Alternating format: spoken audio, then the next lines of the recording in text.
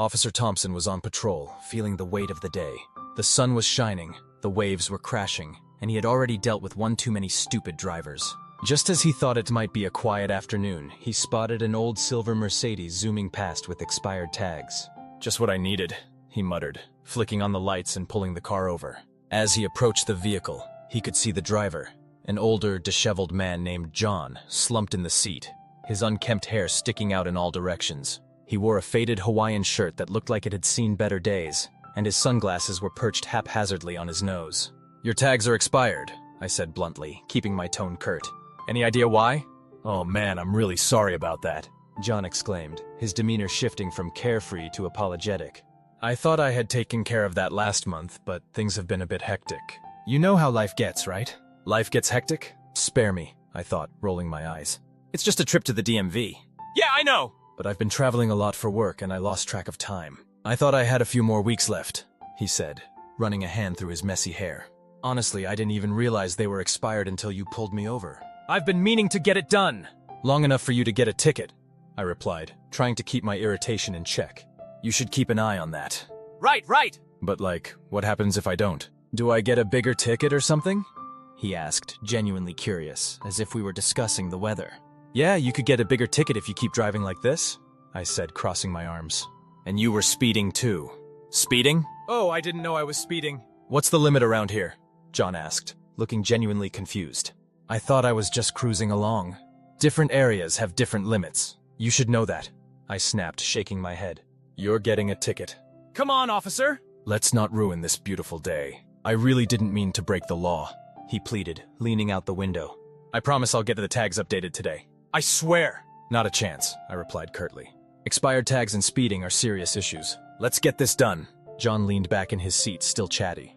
Okay. Let's talk about this. What if I promise to get my tags renewed today? I'll even send you a picture as proof." "But like, how do I do that? Is there a special website or something?" "Just go to the DMV, I said, trying to keep my cool. "But that still doesn't change the fact that you were speeding." "DMV? What's that stand for again? Department of Motor Vehicles?" "Right." "But like, do they have a drive-through?" "Because I'm in a bit of a hurry," John said, clearly not grasping the seriousness of the situation. "Seriously?" I thought, shaking my head. "That's not a valid excuse." "Okay, how about this? I'll give you a ride in my car. You can see how fast it goes." "Just think of it as a community outreach program," John suggested, his enthusiasm unwavering. "Community outreach? Is that what they're calling joyrides these days?" I thought, trying to suppress a laugh.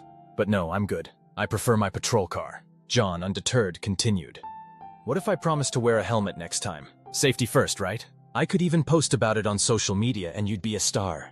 "Social media fame? Great," I thought, rolling my eyes. "But that won't get you out of this ticket." Realizing he was losing ground, John decided to go for the emotional appeal. "Look, officer, I'm just a guy trying to enjoy life. Isn't that what it's all about? Can't we just let this slide? I know Officer Mike down at the precinct. He's a cool guy. Maybe he can help me out." "Knowing Officer Mike doesn't change the fact that you broke the law," I replied, exasperated. "And I'm not letting you off the hook." Okay. "How about I take you out for coffee?" "My treat."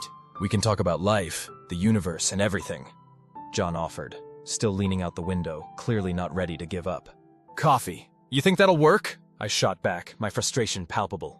"I'm flattered, but I'm on duty." John paused, then grinned. "What if I promise to bring donuts next time?" "Everyone loves donuts." "Now you're speaking my language," I admitted, finally relenting.